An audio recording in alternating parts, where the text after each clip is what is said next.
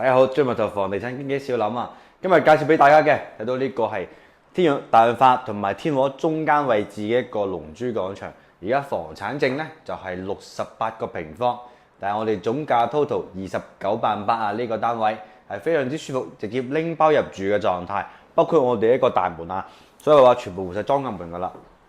我哋露台位置咧，業主都會有做一個封窗嘅設計，玻璃窗咧做咗㗎啦，所以咧就唔需要擔心灰塵問題嚇。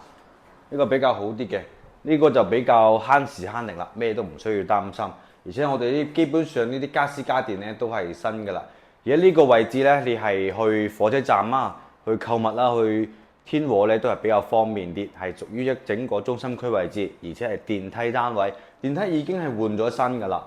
睇到我哋呢個客廳位置有對流窗啊，如果開翻咧係比較空氣對流啲。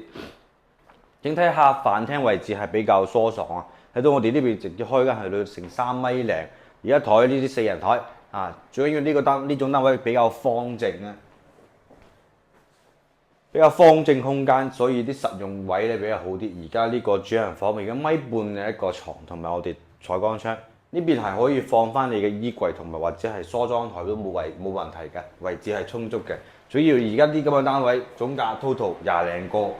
唔過30喎，紅盤喺度，你今日過嚟交收就聽日直接入住就 O K 噶啦。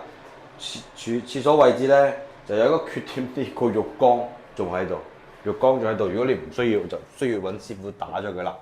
客房位置而家係放1.2米嘅一個床，基本上我哋個空調位啊，所有個窗簾啊都係更新齊全，直接拎包入住嘅狀態。